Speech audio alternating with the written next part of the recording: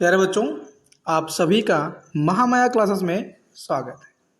आज हम लोग पढ़ेंगे कक्षा 10 विज्ञान के कुछ इम्पोर्टेंट प्रश्न जो आपकी आगामी बोर्ड परीक्षा के लिए अति महत्वपूर्ण है। सभी के पूरे सिलेबस पढ़ाए जाएंगे, जिसमें पहली अभिक्रिया है ऊष्मा क्षेपी अभिक्रिया।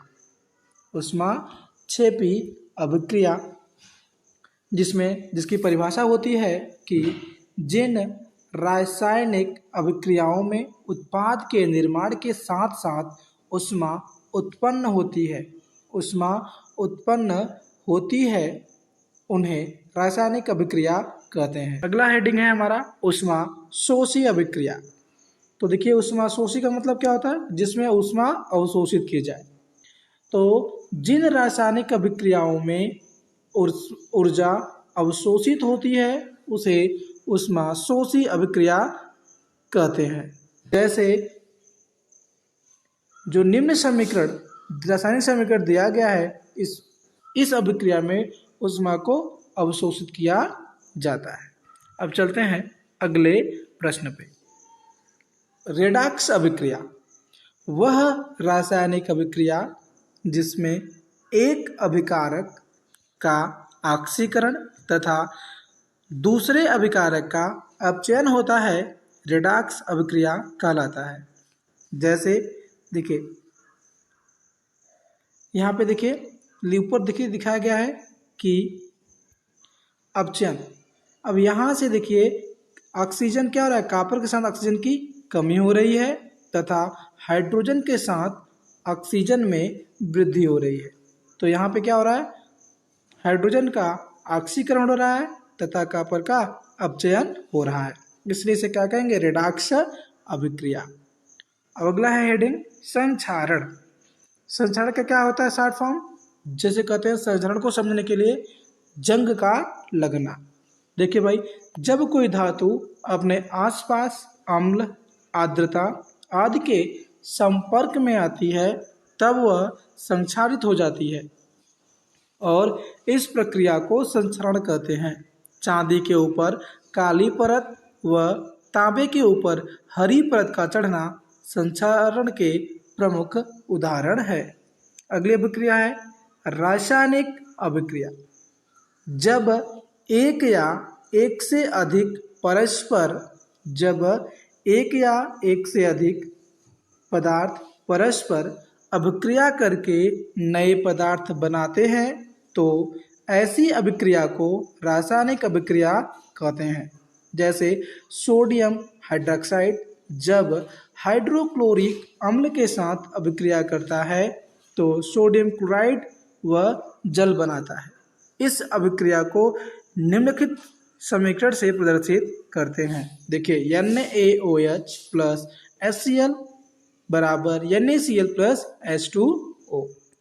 देखिए भैया, इस अभिक्रिया में सोडियम हाइड्रॉक्साइड तथा हाइड्रोक्लोरिक अम्ल को अभिकारक तथा सोडियम क्लोराइड व जल को उत्पाद कहते हैं। इस संपूर्ण क्रिया को रासायनिक अभिक्रिया कहते हैं। अगली हेडिंग है रासायनिक अभिक्रिया के प्रकार। मुख्य रूप से रासायनिक अभिक्रिया निम्न प्रकार की होती है। नंबर 1 संयोजन अभिक्रिया, नंबर 2 वियोजन अभिक्रिया, नंबर 3 विस्थापन अभिक्रिया तथा या प्रतिस्थापन अभिक्रिया, नंबर 4 द्विविस्थापन अभिक्रिया। ठीक है, तो हम चलते हैं अब संयोजन अभिक्रिया पे। तो संयोजन अभिक्रिया का जो उदाहरण परिभाषा होती है, सुनिए।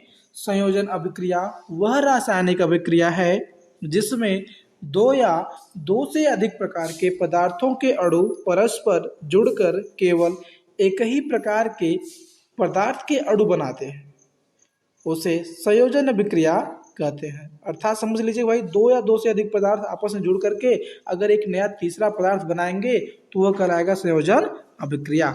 जैसे दिया है सोडियम प्लस क्लोराइड ना, ये दोनों मिलेंगे तो क्या बनाएगा, सोडियम क्लोराइड बनाएगा। अगला है वियोजन अभिक्रिया। वियोजन अभिक्रिया वह रासायनिक अभिक्रिया है जिसमें कोई यौगिक अपने अवयवी तत्वों अथवा छोटे छोटे सरल यौगिकों में विभाजित हो जाता है वह अभिक्रिया ऊष्मा, प्रकाश अथवा विद्युत द्वारा संपन्न होती है। वियोजन अभिक्रिया निम्नलिखित दो प्रकार की होती है। नंबर एक, ऊष्मीय वियोजन अभिक्रिया, जिसको इंग्लिश में कहते हैं थर्मल डिकम्पोजिशन। ठीक है, तो इसकी परिभाषा क्या होगी? जब किसी पदार्थ की वियोजन की अभिक्रिया ऊष्मा देने पर होती है, मतलब जब किसी पदार्थ के वियोजन की अभिक्रिया ऊष्मा देने पर होती है तो उसे ऊष्मीय वियोजन कहते हैं। जैसे कैल्शियम कार्बोनेट, जब इस पे हम ऊष्मा देते हैं, मतलब इसको गर्म करते हैं तो ये टूट जाता है calcium oxide plus carbon dioxide gas में। ठीक है, अगला है विद्युत वियोजन अभिक्रिया या इलेक्ट्रोलाइसिस। ठीक है, जिस रासायनिक अभिक्रिया में यौगिक में विद्युत धारा प्रवाहित करने पर वियोजन होता है उसे विद्युत वियोजन कहते हैं। जैसे NaCl, 2NaCl। ठीक है, जैसे सोडियम क्लोराइड का जलीय घोल हो, उसमें कैथोड तथा एनोड लगाकर अगर हम बैटरी से विद्युत धारा प्रवाहित करते हैं तो वह दो भाग में टूट जाता है, धनायन और ऋणायन के रूप में टूट जाता है। अगला हेडिंग है विस्थापन या प्रतिस्थापन अभिक्रिया, जिसकी परिभाषा सुनिए ध्यान से। विस्थापन वह रासायनिक अभिक्रिया है जिसमें किसी यौगिक के अणु के किसी एक परमाणु अथवा समूह के स्थान पर कोई दूसरा परमाणु अथवा समूह आ जाता है, उसे विस्थापन या प्रतिस्थापन अभिक्रिया कहते हैं। देखिए, जो निम्न रासायनिक अभिक्रिया दी गई है, यहाँ पे जो आयरन है वह कॉपर सल्फेट के साथ अभिक्रिया कर रहा है। आयरन कॉपर सल्फेट के साथ अभिक्रिया कर रहा है तथा अभिक्रिया के दौरान कॉपर को क्या करता है? प्रतिस्थापित करके उसकी जगह स्थित हो जाता है। यहाँ क्या होगा? द्विविस्थापन अभिक्रिया। जिस रासायनिक अभिक्रिया में यौगिक के आयनों अथवा घटकों की अदला बदली हो जाती है तथा नए यौगिक बनते हैं, वह उभय प्रतिस्थापन अभिक्रिया या द्विविस्थापन अभिक्रिया कहलाती है।